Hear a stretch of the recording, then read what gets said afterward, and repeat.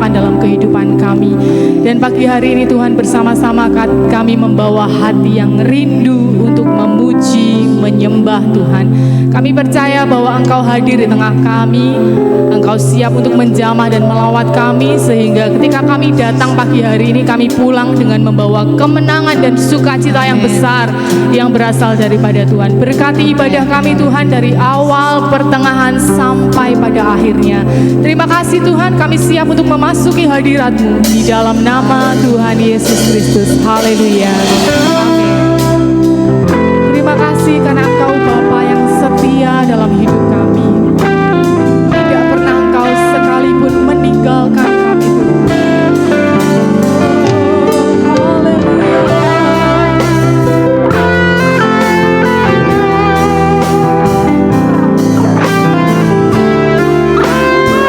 Mari bersama-sama dengan hati yang bersyukur dalam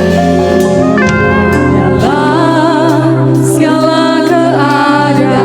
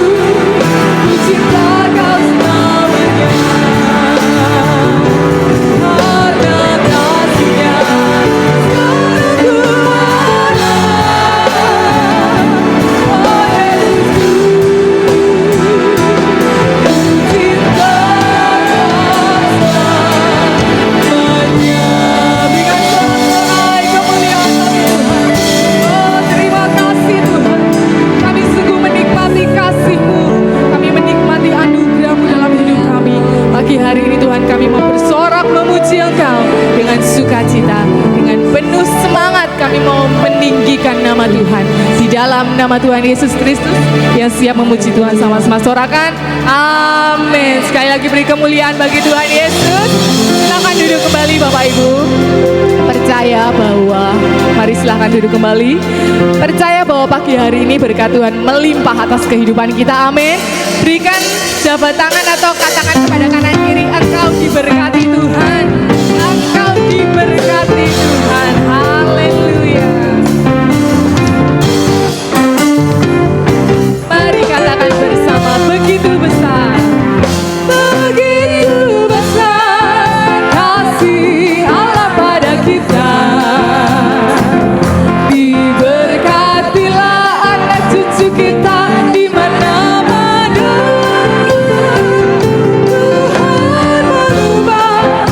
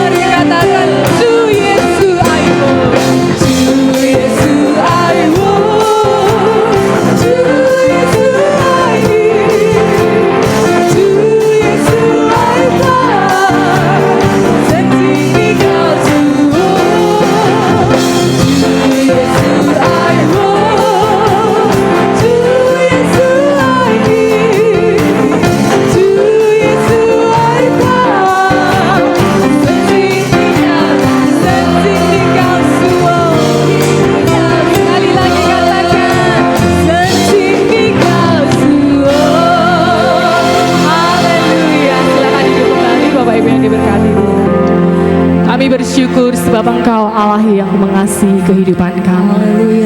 Tidak ada Allah yang seperti Engkau Tuhan. Bahkan kami percaya pagi hari ini apapun yang menjadi keadaan kami, Engkau Allah yang sedang turun tangan untuk memulihkan kami, menyembuhkan, bahkan memberkati setiap kehidupan kami. Kami tidak mau lagi meragukan kasih-Mu Tuhan.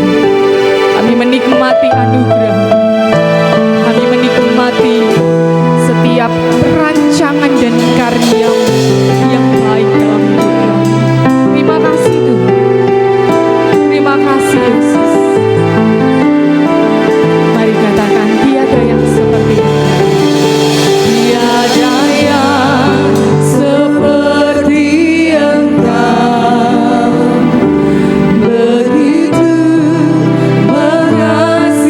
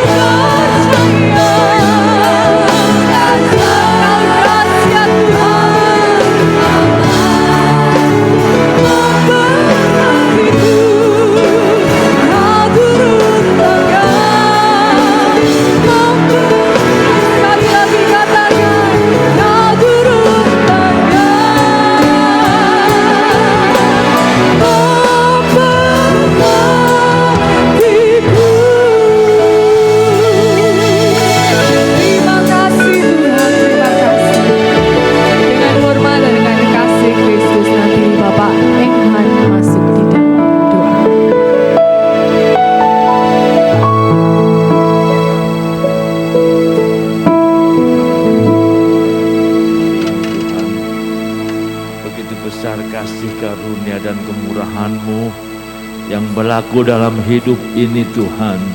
Kalau kami boleh ada sebagaimana ada, dengan kekuatan kesehatan yang Kau beri, dan pagi ini Tuhan kami bersama sudah memuji mengagungkan nama-Mu, karena hanya Engkau yang layak diagungkan, yang layak ditinggikan. Oleh sebab itu Tuhan, apapun yang menjadi persoalan masalah kami semua yang ada pada siang hari ini atau pagi hari ini Tuhan, biarlah Tuhan kami percaya Tuhanlah yang menjadi jawaban dalam kehidupan kami. Segala puji syukur kami naikkan padamu Tuhan pagi ini. Lewat pujian kami boleh menyukakan hati-Mu Tuhan. Dan tiba saatnya sebentar Tuhan, kami akan mendengar sebagian daripada firman-Mu. Kuduskan hati dan pikiran kami, supaya kami boleh layak menerima sebagian daripada firman-Mu Tuhan. Urapi hamba-Mu yang sudah Engkau persiapkan yang daripada-Mu, agar setiap firman-Mu diberitakan menjadi benih yang tumbuh dan berbuah semua untuk kemuliaan nama-Mu. Juga memberkati Tuhan akan pelayan-pelayan yang membawa kami dalam pujian, musik juga Tuhan, dalam urapan kuasa-Mu, dan memakai kehidupannya semakin hari semakin Tuhan pakai menjadi saluran. Terima kasih Tuhan. Firman-Lah ya Tuhan, kami siap untuk mendengarkannya dalam nama Yesus. Amin. Puji Tuhan, silakan duduk kembali. Yesus tresno kulo. Su Yesus aiwo. Sesek. Ya. Puji Tuhan. Ya. Lagunya hari ini seperti saya katakan tadi pagi, sesuai dengan konteks waktu. Hari ini kita masyarakat Tionghoa merayakan hari atau tahun baru Imlek. Ya, tahun baru Imlek. Dan menurut legenda, pada malam menjelang tahun baru, monster Nian, penghuni dasar lautan itu keluar, dan dia akan membunuh binatang termasuk manusia. Nah, karena itu untuk menghalau monster Nian ini, pada zaman dahulu maka dibuatlah suasana warna merah dominan. Kenapa?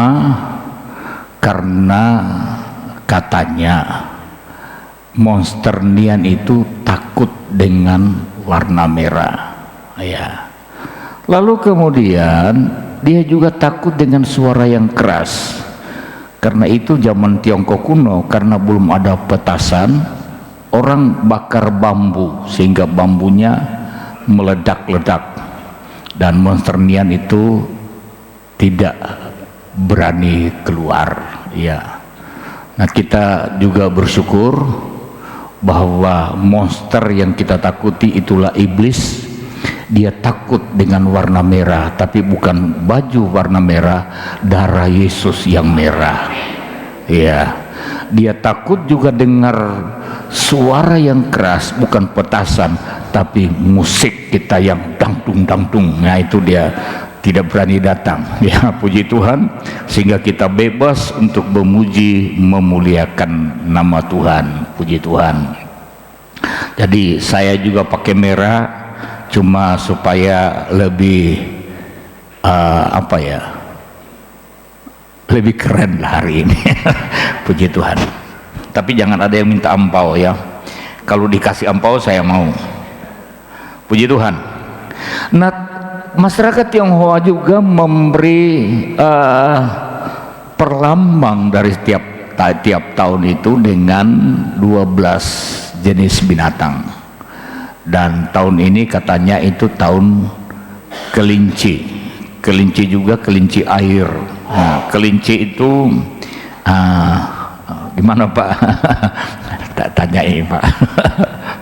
Kelinci itu membawa keberuntungan, dan tentunya karena dia membawa keberuntungan maka tahun ini diharapkan adalah tahun yang penuh harapan. Ya.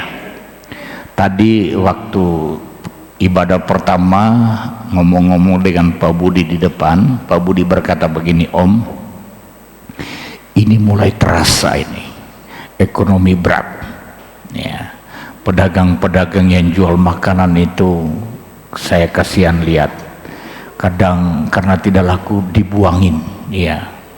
Jadi sudah terasa sangat berat. Nah, kita bersyukur sebagai anak-anak Tuhan, ya, bahwa di dalam Yesus kita punya harapan. Dan harapan kita di dalam Yesus tidak tergantung bulan, tidak tergantung tahun, tetapi tergantung iman dan pengharapan kita kepada Tuhan. Bagaimana kita berharap, bagaimana kita percaya, bagaimana kita bersandar sepenuhnya ke dalam tangan Tuhan. Saya mengajak kita untuk membuka Alkitab dari Galatia pasal yang ketiga ayat 13 dan ayat 14. Ayat 13, Galatia pasal 3 ayat 13. Kristus telah menebus kita dari kutuk hukum Taurat dengan jalan menjadi kutuk karena kita, sebab ada tertulis, terkutuklah orang yang digantung pada kayu salib. Ayat 14, Yesus Kristus telah membuat ini supaya di dalam Dia berkat Abraham, katakan berkat Abraham, sampai kepada bangsa-bangsa lain. Katakan sampai kepada saya. Haleluya. Sehingga oleh iman kita menerima roh yang telah dijanjikan itu. Puji Tuhan. Silakan duduk kembali. Diberkatilah semua yang mendengarkan dan melakukan firman Allah. Puji Tuhan. Nah, Bapak Ibu Saudara, dikatakan bahwa di dalam ayat ke-13 tadi, Kristus telah menebus kita dari kutuk hukum Taurat dengan jalan menjadi kutuk karena kita. Tuhan sudah menebus kita dari kutuk. Dia mati menanggung kutuk itu di kayu salib. Saudara-saudara, kutuk manusia ini dialami oleh karena dosa. Kalau kita perhatikan di dalam Alkitab, mulai dari Kejadian pasal yang ketiga, semua dosa konsekuensinya adalah kutuk. Kejadian pasal 3, manusia terkutuk, tanah terkutuk oleh karena manusia jatuh dalam dosa. Masuk dalam Kejadian pasal 4, Kain dikutuk oleh karena membunuh Habel, dan untuk seterusnya. Nah, karena dosa, kita ini semua ada di bawah kutuk. Tetapi kita bersyukur, saudara-saudara, bahwa Yesus Kristus telah menanggung kutuk itu supaya kita bebas dari kutuk. Hukum Taurat tidak bisa membebaskan dari kutuk. Hanya korban Kristus, hanya melalui darah pengorbanan. Kalau kita coba perhatikan peristiwa Stefanus di dalam Kisah Rasul, ketika Stefanus dianggap telah menghujat Allah, Maka hukum di dalam perjanjian lama, orang-orang yang menghujat Allah hukumannya dirajam dengan batu, dan Stefanus mati dirajam dengan batu. Nah, salah satu alasan orang-orang Yahudi kenapa begitu benci dan ingin membunuh Yesus, karena Yesus dianggap telah menghujat Allah. Waktu Yesus mengatakan dia anak Allah, dia adalah Allah sendiri, itu dianggap Yesus menghujat karena mereka tidak paham. Ya, mereka belum bisa percaya bahwa Yesus itu adalah Allah yang lahir ke dalam dunia menjadi manusia, anak Allah yang menjadi manusia untuk karya penebusan umat manusia. Nah, karena itu waktu Yesus dianggap menghujat, mereka berupaya bagaimana caranya untuk membunuh Yesus. Matius pasal 27 ayat 22 dan 23. Coba dibuka itu. Matius 27 ayat 22 dan ayat 23. Ayat 21 mulai. Wali negeri menjawab dan berkata kepada mereka, siapa di antara kedua orang itu yang kamu kehendaki kubebaskan bagimu?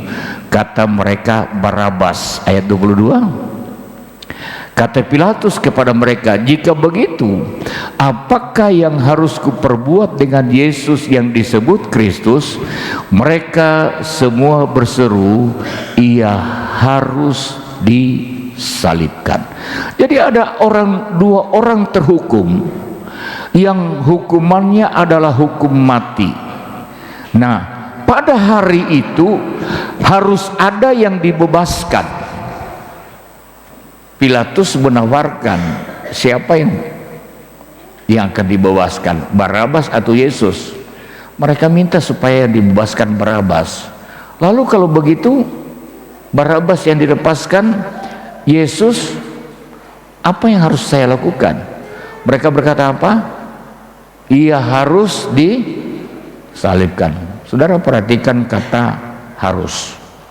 Hukuman yang harus diberlakukan, tidak boleh tidak, yang mereka minta adalah disalibkan. Ya. Lalu kemudian ayat 23. Katanya, tetapi kejahatan apakah yang telah dilakukannya? Namun mereka makin keras berteriak apa? Ia harus disalibkan. Pertanyaannya, kenapa mereka tidak minta Yesus dihukum rajam seperti Stefanus?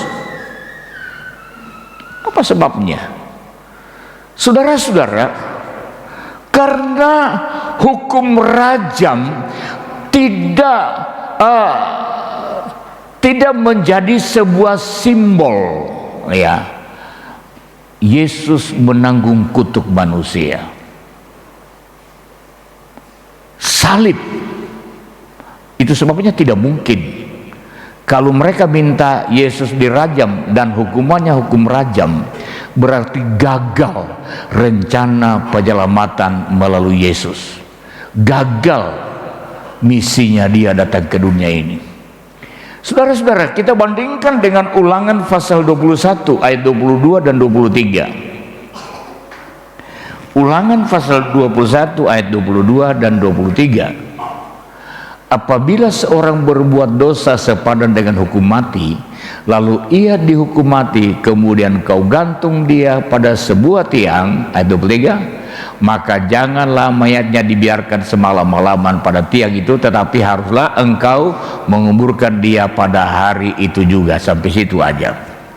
Nah, rupanya saudara yang kasih, apa yang mereka minta untuk penghukuman bagi Yesus itu sudah dinyatakan di dalam Ulangan. Ya. Jadi saudara, tidak mungkin mereka minta Yesus dirajam karena peristiwa ini juga ada di dalam kehendak dan kendali Allah di sorga, Bapa di sorga. Supaya apa? Kedatangan Yesus untuk penyelamatan manusia itu dapat berjalan dan dapat menanggung kutuk umat manusia dengan korban darah melalui salib. Nah, saudara-saudara, setelah kita dibebaskan dari kutuk, ya, setelah dibebaskan dari kutuk, kembali kepada Galatia pasal 3 ayat 14. Galatia pasal 3 ayat 14. Yesus Kristus telah membuat ini supaya di dalam Dia berkat Abraham sampai kepada bangsa-bangsa lain. Jadi setelah kita dibebaskan dari kutuk, dikatakan agar pembebasan itu mengakibatkan berkat Abraham sampai kepada bangsa-bangsa lain. Dalam hal ini sampai kepada saudara dan sampai kepada saya, ya.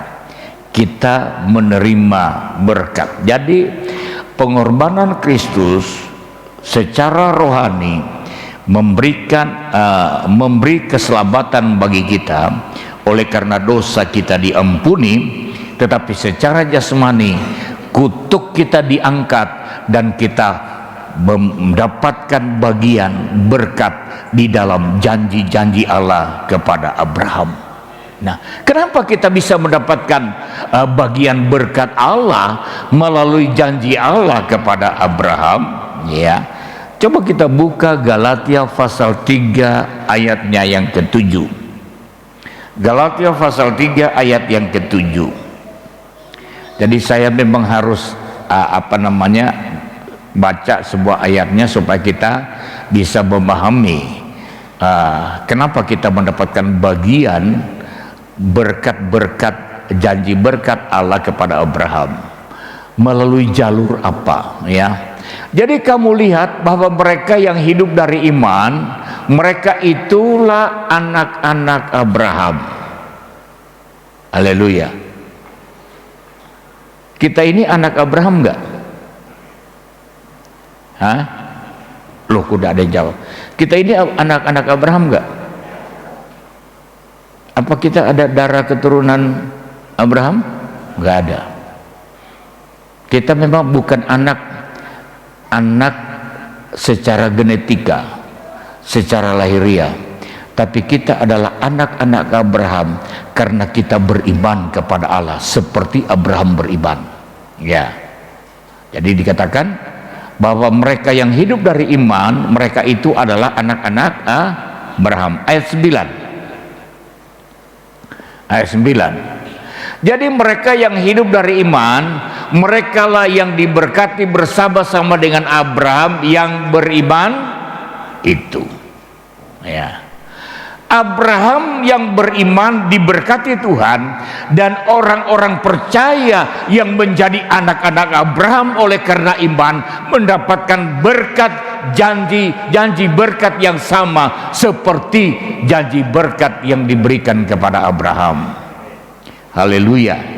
Dan inilah pengharapan kita, bahwa kalaupun orang meramalkan hari-hari yang ada di depan kita adalah hari-hari yang sulit, saudara-saudara yang dikasihi Tuhan, kita punya pengharapan bahwa di dalam iman kepada Yesus Kristus kita mendapatkan bagian berkat Allah. Abraham diberkati begitu luar biasa, ya, begitu hebat, dan Tuhan pun mau memberkati kita, ya. Saudara-saudara, coba kita perhatikan dulu bagaimana Abraham diberkati Tuhan. Mengapa Abraham diberkati Tuhan? Kalau kita lihat Kejadian pasal yang ke-12, Kejadian pasal 12 ayat 1 dan sampai dengan ayat yang ketiga, ya. Berfirmanlah Tuhan kepada Abraham, pergilah dari negerimu dan dari sanak saudaramu dan dari rumah bapamu ke negeri yang akan kutujukan kepadamu. Saya berharap ini biar tetap di situ dulu ya. Jadi Abraham ini dipanggil Tuhan untuk meninggalkan kaum keluarganya, meninggalkan rumah orang tuanya, dan pergi ke satu tempat yang akan ditunjukkan Tuhan kepadanya. Jadi Tuhan belum tentukan Abraham, misalnya saat ini ya, misalnya Abraham ada di zaman kita, lalu Abraham ini orang Magelang, dan Tuhan berkata begini, Abraham, tinggalkan rumah bapamu dan pergilah ke Semarang. Itu kan jelas ya. Abraham dipanggil, Abraham gak tahu kemana, saudara, gak tahu mau dibawa kemana.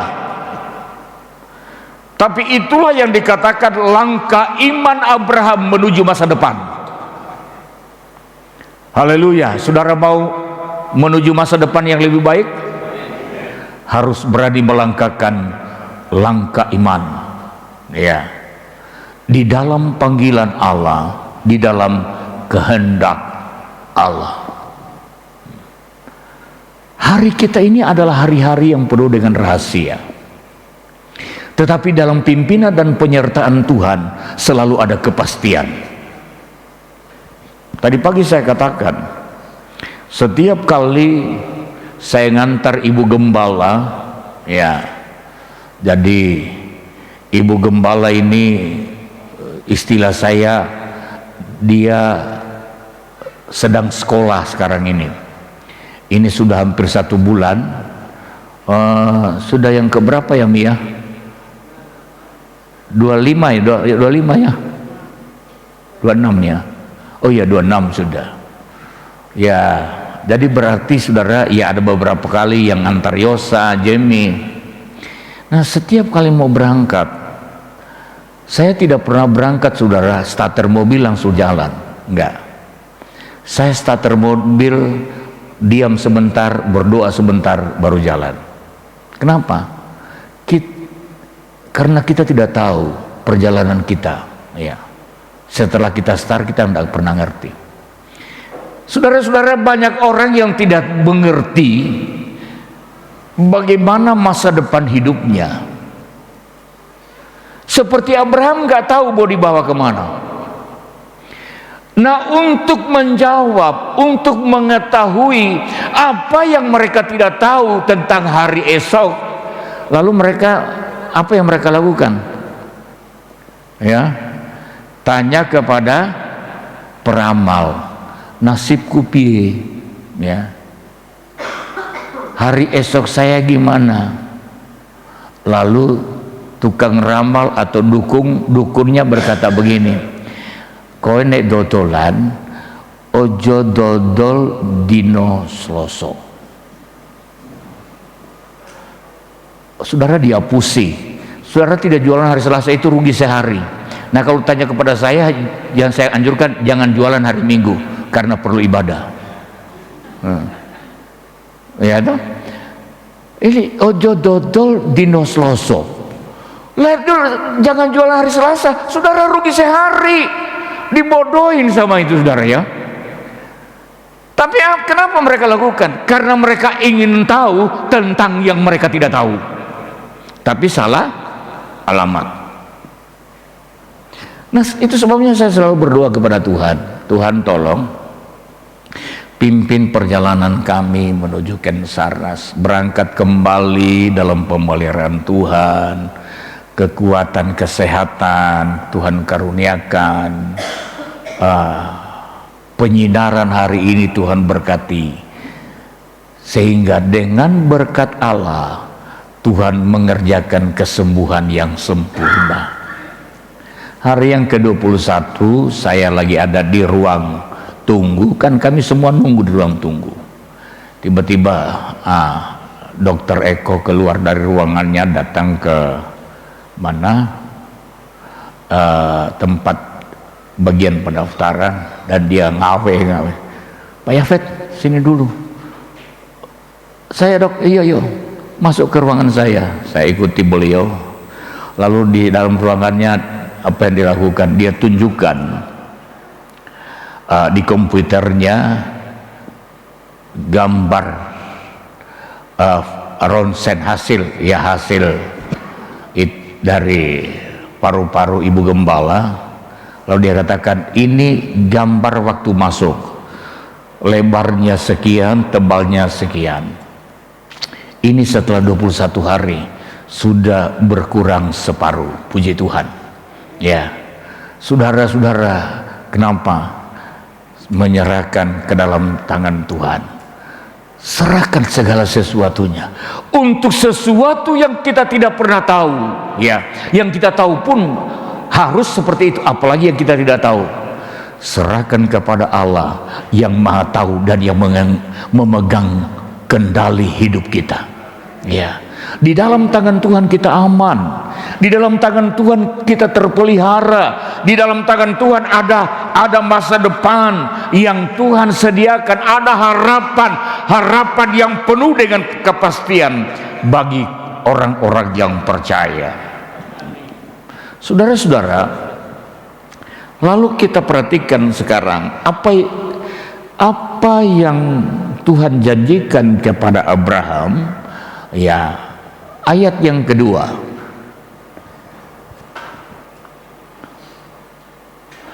aku akan membuat engkau menjadi bangsa yang besar, ya. Ini kita sudah lihat buktinya, ya. Keturunan Abraham menguasai Timur Tengah dari keturunan Ishak dan Ismail, ya. Tetapi yang saya ingin angkat menjadi bagian kita, bagian berikutnya, dan memberkati engkau. Katakan amin. Ini janji Tuhan kepada Abraham, yang karena kita beriman kepada Kristus, kita pun mendapatkan bagian janji yang dijanjikan Abraham kepada Abraham untuk kita. Tuhan memberkati engkau. Katakan dengan iman pagi ini, Tuhan memberkati saya. Lebih kuat lagi. Haleluya. Dan kita perlu perkatakan ini setiap hari. Ketika kita memulaikan satu hari, sementara masa-masa sulit ada di depan kita, kita bangun di pagi hari, kita katakan, hari ini Tuhan memberkati saya. Saudara memulaikan usaha, katakan, hari ini Tuhan memberkati saya. Karena itu adalah janji Allah buat kita semua.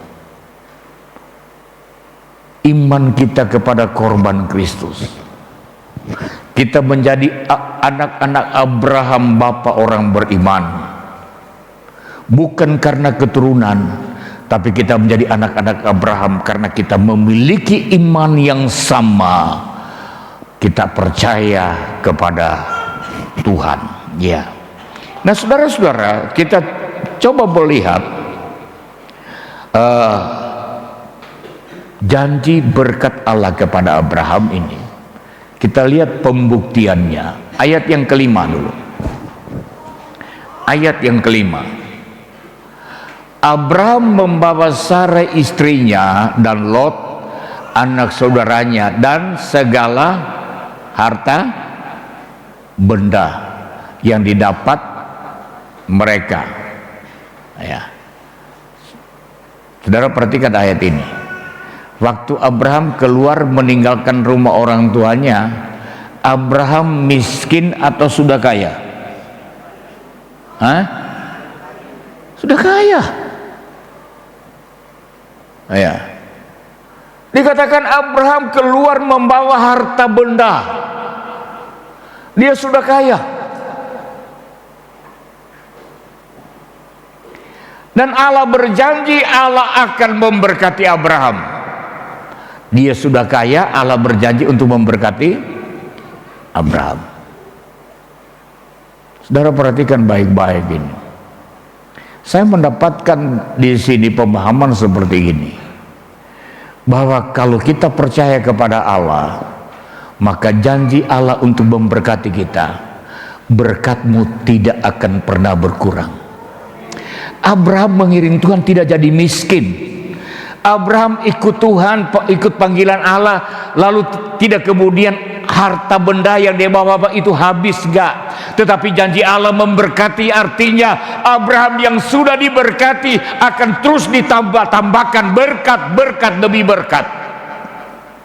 Tuhan tambahkan kepada Abraham. Ini kelihatan enak khotbah ini. Cuma prosesnya yang kadang-kadang tidak menyenangkan, karena perlu ketaatan dan kesungguhan iman kepada Tuhan. Nah saudara-saudara, lalu kita coba bandingkan dengan Kejadian 24 ayat 35. Kejadian 24 ayat 35. Ketika Eliezer, hamba Abraham, diminta oleh Abraham ke rumah keluarganya mencarikan jodoh buat Ishak, ke rumah Nahor, ya. Lalu kemudian Eliezer berangkat dengan perangkat-perangkat perhiasan apa semua yang akan diberikan kepada calon menantu Abraham. Dia sampai di daerah di mana saudara Abraham ini tinggal, Nahor, dan dia sampai di sebuah perigi sumur. Di situ perempuan-perempuan yang menggembalakan mengembalakan domba sering mengambil air untuk memberi minum domba-domba mereka. Lalu Eliezer tunggu di samping sumur dan dia berdoa, Tuhan tunjukkan, ya kira-kira tunjukkan saya calon buat Ishak. Nanti yang saya minta untuk memberi saya minum, itulah calonnya. Datang seorang wanita cantik. Lalu kemudian Eliezer minta air. Bukan cuma dia yang diberi minum, tapi domba, unta-untanya pun diberi minum. Nah saudara, bukan ini tujuan saya hanya sedang menceritakan tentang proses ke arah yang saya mau. Di ayat 35, ketika Eliezer sudah ada di rumah Ribka, kemudian dia disuruh makan. Dia katakan, saya tidak akan makan sebelum saya menyampaikan maksud dan tujuan saya ke sini. Lalu akhirnya dia dipersilakan. Nah muncul ayat ini, ayat 34 mulai. Lalu berkatalah ia, aku ini hamba Abraham. Ayat 35, ya.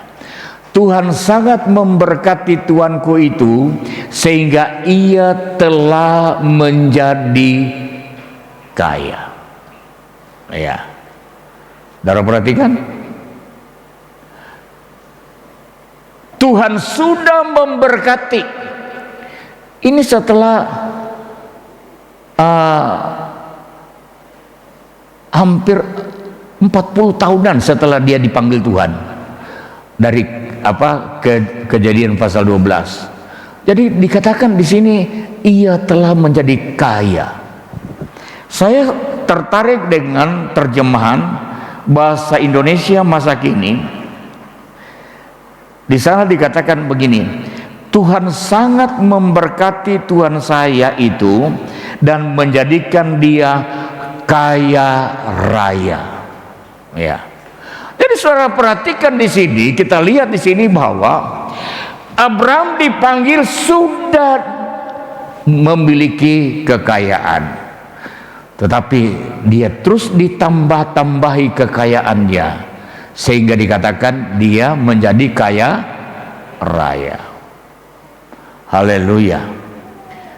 Tidak pernah saudara dirugikan kalau saudara percaya kepada Tuhan. Ya, saudara tidak akan pernah rugi. Saudara tidak akan pernah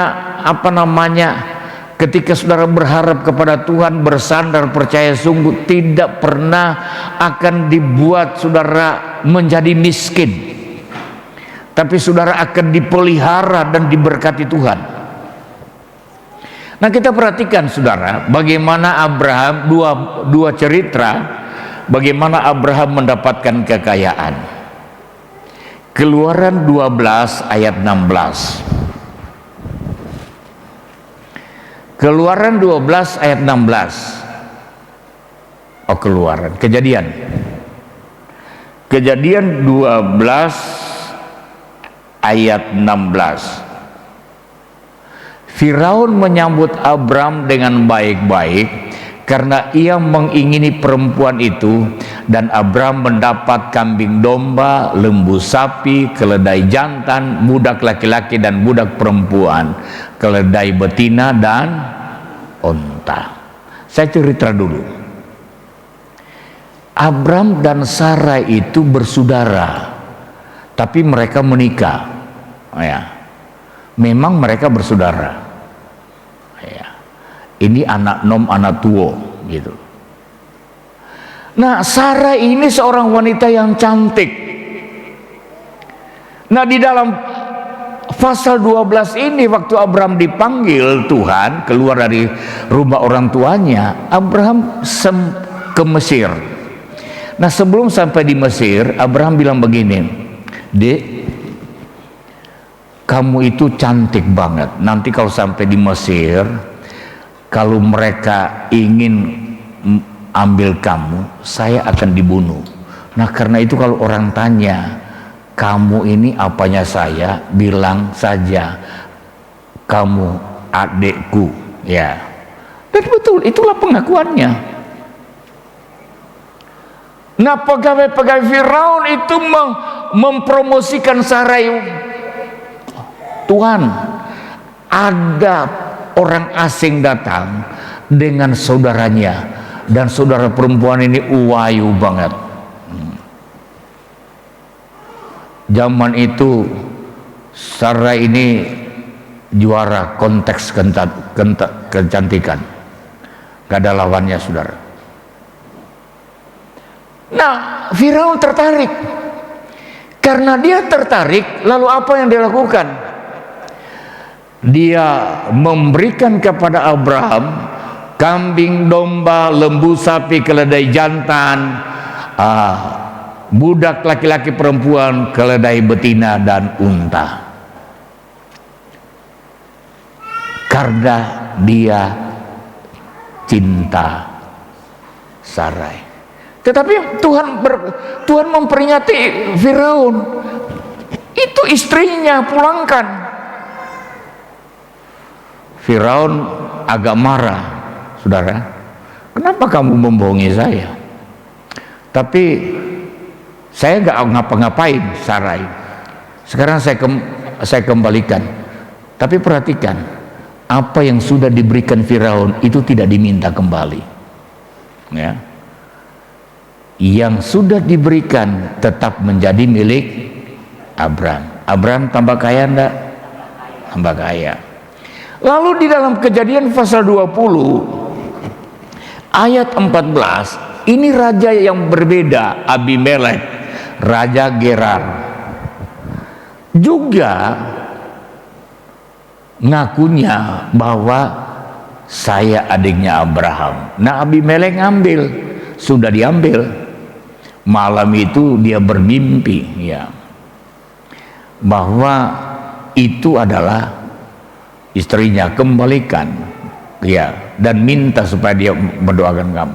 Nah, saudara-saudara, Abimelek pun Di dalam ayat 14 itu kalau saudara perhatikan dari Kejadian pasal 20, ia memberikan kepada Abraham sebagai tanda dia tidak apa-apakan. Kalau tadi Firaun karena dia cinta, kalau sekarang sebagai tanda dia tidak apa-apakan Sarai, dia memberikan kepada Abraham kambing domba, lembu sapi. Abraham tambah kaya enggak? Tambah kaya. Apa yang saya ingin katakan di sini, saudara? Waktu Sarai diambil Firaun, Sarai diambil Abimelek, ini buat Abraham senang apa enggak? Enggak senang. Uang istrinya kok. Ini peristiwa yang sangat tidak menyenangkan, saudara. Tidak bisa diterima.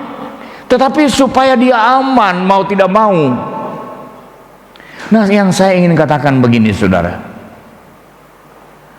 Allah berjanji memberkati kita. Kadang-kadang Tuhan izinkan hal-hal yang kita tidak inginkan, peristiwa-peristiwa yang kita tidak pernah harapkan, yang buat kita tidak nyaman. Tetapi hari ini saya ingin untuk meyakinkan kita bahwa di situasi yang paling tidak nyaman dan paling tidak, Tuhan bisa bekerja untuk memberkati kita. Ya. Jadi hari-hari yang ada di depan kita adalah hari-hari yang penuh harapan. Boleh jadi Tuhan izinkan kita ada di situasi yang tidak menyenangkan, ada pergumulan yang berat. Tetapi saudara-saudara, pergumulan yang berat Allah bisa rubah menjadi berkat yang besar. Karena Allah sanggup untuk menolong dan memberkati kita semua. Nah, karena itu saudara, harapannya jalani hari-hari yang ada di depan kita, bahwa perjalanan kita penuh hambatan, tapi janji berkat Allah tetap kita pegang sebagai janji yang meneguhkan kita. Ya, di masa-masa sulit dia tidak membiarkan kita berjalan sendiri. Ketika saudara dalam pergumulan, tangannya yang kuat menopang kita, dan firman-Nya yang memberikan kita kemenangan. Dia berkati kita, dia tolong kita, dia hiburkan waktu kita susah. Dalam segala keadaan Allah bersama dengan kita. Kita miliki janji. Janji yang dijanjikan kepada Abraham juga dijanjikan bagi kita. Karena kita beriman seperti Abraham beriman. Puji Tuhan. Mari kita bangkit berdiri, kita akan sama-sama masuk dalam doa. Tak usah takut.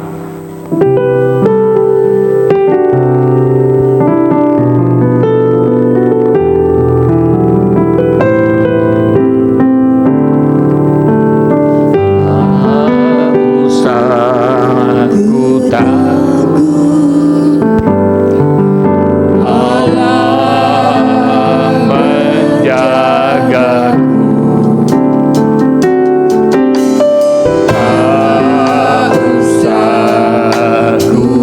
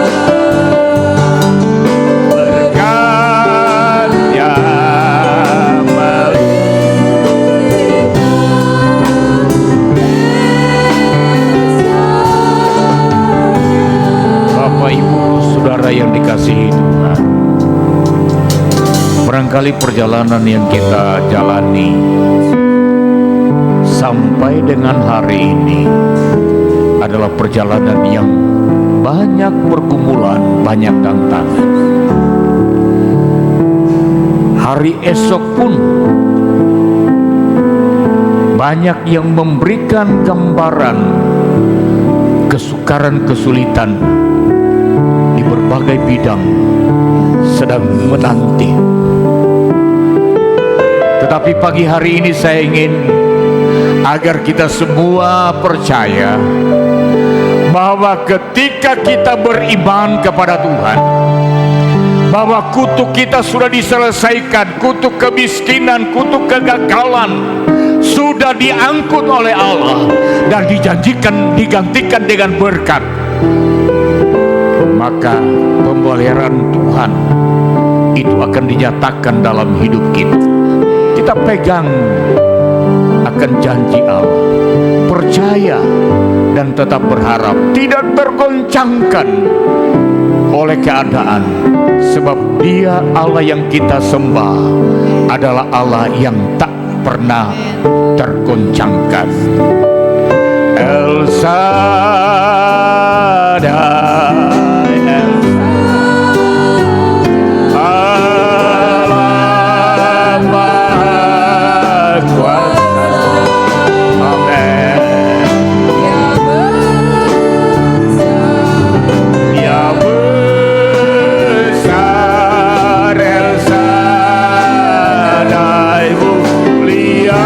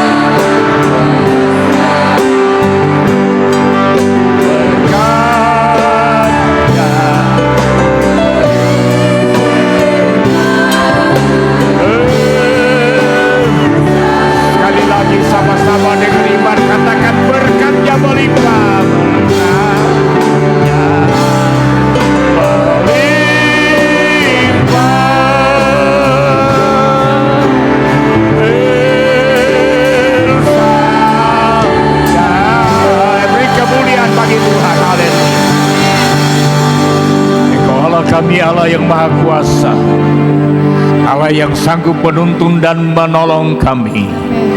Kami begitu percaya akan pimpinan dan penyertaan-Mu. Itu sebabnya kami tidak takut melangkah di hari-hari yang akan datang. Apapun persoalan yang kami hadapi, bersama dengan Tuhan ada kemenangan. Bersama dengan Tuhan ada jalan keluar. Bersama dengan Tuhan ada kelimpahan berkat dan pertolongan.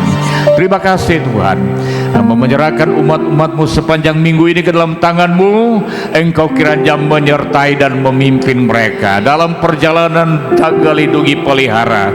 Dalam rumah tangga damai sejahtera, kuat, sehat menjadi bagian mereka. Usaha pekerjaan yang mereka kerjakan diberkati oleh Tuhan. Dan kalau sebentar mereka pulang ke rumah mereka, Tuhan akan menyertai, tiba dengan selamat di rumah masing-masing. Korban persembahan yang dipersembahkan kembalikan dengan berkat limpah. Semua yang mengambil bagian dalam pelayanan pagi ini, Tuhan akan memberkati. Kedangkan tangan-Mu saudara. Saudara-saudaraku yang dikasihi dan diberkati Tuhan, pulanglah dan terimalah berkat dan anugerah dari Allah Bapa, kasih sayang dicurahkan melalui putranya yang tunggal Yesus Kristus Tuhan, persekutuan dan penghantaran Roh Kudus menyertai kita semua pagi ini sampai selama-lamanya.